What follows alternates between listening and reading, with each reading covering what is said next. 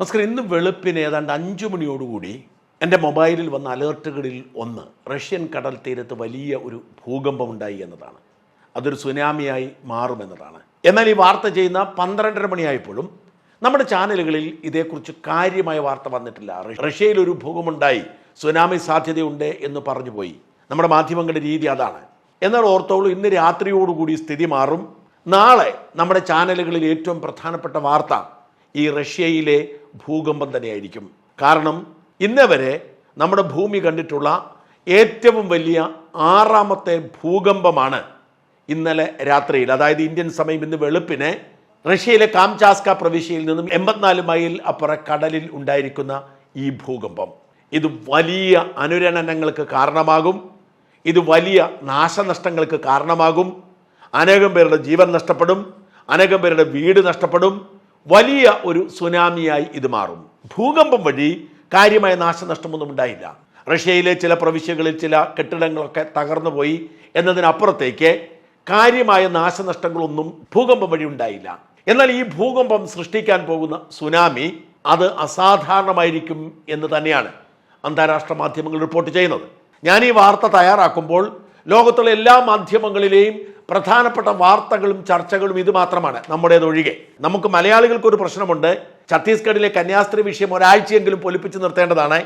അതിനിടയിൽ മറ്റൊരു വാർത്ത ഏറ്റെടുക്കാൻ പ്രയാസമാണ്. ഇന്ന് മേപ്പാടി ദുരന്തത്തിൻ്റെ 1ാം വാർഷികമായിരുന്നു. അത് വലിയ തോതിൽ കവർ ചെയ്യാൻ ചാനലുകളിലെ പ്രധാനപ്പെട്ട അവതാരകർ അവിടെ എത്തിയതാണ്. എന്നാൽ അതിനെയൊക്കെ മറികടന്നുകൊണ്ട് കന്യാസ്ത്രീ വിഷയം അങ്ങ് ചൂടാക്കി കൊണ്ടുപോയിക്കൊണ്ടിരിക്കുകയാണ്. ഇതൊരു സുവർണാവസരമാണല്ലോ. എന്നാൽ ഇന്ന് രാത്രിയോടെ സ്ഥിതിഗതികൾ മാറും. അത്ര വലിയ ഒരു ഭൂകമ്പമാണ് സംഭവിച്ചിരിക്കുന്നത്. ഭൂകമ്പം വഴിയല്ല നാശനഷ്ടമുണ്ടാകാൻ പോകുന്നത്, നേരെ മറിച്ച് ഭൂകമ്പത്തിൻ്റെ തുടർച്ചയായി വരുന്ന സുനാമി വഴിയാണ്. കുറഞ്ഞത് 10 അടിയെങ്കിലും ഉയരത്തിൽ ഒട്ടുമിക്ക ഇടങ്ങളിലും തിരമാലകൾ ഉയരും. വലിയ തോതിൽ വെള്ളം ഇരച്ചു കയറുമെന്നാണ് അമേരിക്കൻ കാലാവസ്ഥ ഓഫീസ് അറിയിച്ചിരിക്കുന്നത്. റഷ്യയിലും ജപ്പാനിലും അമേരിക്കയിലുമായിരിക്കും ഏറ്റവും പ്രധാനപ്പെട്ട ആഘാതമുണ്ടാവുക. എന്നാൽ മറ്റു പല രാജ്യങ്ങളിലേക്കും ഇത് പടരും. ജപ്പാനിൽ ഇതിന് തിരമാലകൾ എത്തിക്കഴിഞ്ഞിരിക്കുന്നു. ഏതാനും മണിക്കൂറുകൾക്കകം അമേരിക്കയിൽ, പ്രത്യേകിച്ച് ഹവാലി ദ്വീപിൽ ഇതിൻ്റെ അതിഭയാനകമായ ആഘാതമുണ്ടായിരിക്കും. കാലിഫോർണിയയിലും ഹവാലിയിലും ഒറഗോണിലും വലിയ നാശനഷ്ടമാണ് പ്രവചിക്കുന്നത്. ലക്ഷക്കണക്കിന് അമേരിക്കക്കാരെ ഞൊടിയിടയിൽ ഒഴിപ്പിച്ചിട്ടുണ്ട്. അമേരിക്കയിലെ തീരദേശങ്ങളിലെ പ്രധാനപ്പെട്ട ഹൈവേകളെല്ലാം ജാമായിരിക്കുകയാണ്. സൂപ്പർ മാർക്കറ്റുകളിലേക്ക് ജനം ഒഴുകുകയാണ്, സാധനങ്ങൾ കൈവശപ്പെടുത്തി വീട്ടിൽ സൂക്ഷിക്കാൻ. കാരണം ഒരുപക്ഷെ സാധനങ്ങൾ ലഭ്യമല്ലാത്തൊരു സാഹചര്യം ഉണ്ടാവാം. സൂപ്പർ മാർക്കറ്റുകൾ തിരക്കാണ്, വഴിയിൽ തിരക്കാണ്. ആളുകൾ എങ്ങനെയെങ്കിലുമൊക്കെ എല്ലാം ശേഖരിച്ചുകൊണ്ട് ഇനി വരാൻ പോകുന്ന അനിശ്ചിതത്വത്തെ മറികടക്കാൻ ശ്രമിച്ചുകൊണ്ടിരിക്കുന്നു. ഉയർന്ന സ്ഥലങ്ങളിലേക്ക് മാറാൻ നിർദ്ദേശിച്ചിട്ടുണ്ട്. എല്ലാവരും സുരക്ഷിതരായിരിക്കാൻ അമേരിക്കൻ പ്രസിഡന്റ് ട്രംപ് സോഷ്യൽ മീഡിയയിൽ ആഹ്വാനം ചെയ്തിട്ടുണ്ട്. മിക്കയിടങ്ങളിലും ഒഴിപ്പിക്കൽ നടക്കുന്നു. ജപ്പാനിൽ മാത്രം 19 ലക്ഷം പേരെയാണ് ഞൊടിയിടയിൽ മാറ്റിപ്പാർപ്പിക്കുന്നത്. ലക്ഷക്കണക്കിന് ആളുകളെ മാറ്റിപ്പാർപ്പിക്കുന്നു. വലിയ ദുരന്തമായി ഇത് മാറിയേക്കും എന്ന ആശങ്ക കൊണ്ട് ദുരന്തത്തിന്റെ ആഘാതം കുറയ്ക്കുന്നതിന് വേണ്ടിയുള്ള നീക്കം ആരംഭിച്ചിരിക്കുന്നു. 14 വർഷത്തിനിടയിൽ ഭൂമിയിൽ നടന്ന ഏറ്റവും വലിയ ഭൂകമ്പമാണ് സംഭവിച്ചത്. 8.6 മാഗ്നിറ്റ്യൂഡാണ് ഇതിൻ്റെ അളവ്.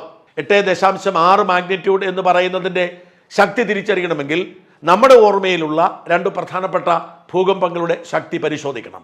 നമുക്കൊക്കെ അറിയാം, 1993 മഹാരാഷ്ട്രയിലെ ലാത്തൂറിൽ നടന്ന ഭൂകമ്പമാണ് നമ്മുടെ ഓർമ്മയിൽ നിൽക്കുന്ന ഏറ്റവും വലിയ ഭൂകമ്പങ്ങളിൽ ഒന്ന്. 10,000-ലധികം ആളുകളാണ് മരിച്ചത്. അത് കേവലം 6.2 മാഗ്നിറ്റ്യൂഡ് മാത്രമായിരുന്നു. പിന്നീട് 2001 7.6 മാഗ്നിറ്റ്യൂഡിൽ ഒരു ഭൂകമ്പമുണ്ടായി ഗുജറാത്തിൽ. ഇത് നമ്മുടെ ഓർമ്മയുണ്ട്. ഗുജറാത്ത് ഭൂകമ്പത്തിൽ ഏതാണ്ട് 20,000-ലധികം പേർ കൊല്ലപ്പെട്ടു.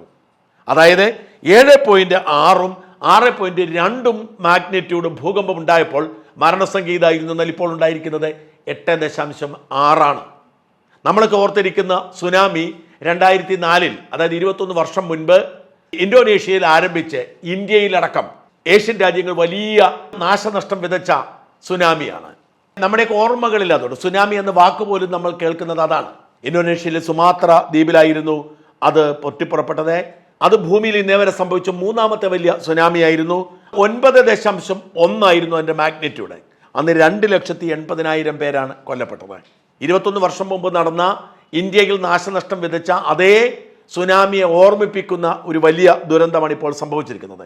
ഏറ്റവും വലിയ ഇതുവരെയുള്ള ചരിത്രത്തിലെ ഏറ്റവും വലിയ ഭൂകമ്പം 1964 9.5 അത് ചിലിയിലാണ് സംഭവിച്ചത്. അന്ന് 1665 പേർ മാത്രമേ കൊല്ലപ്പെട്ടുള്ളൂ.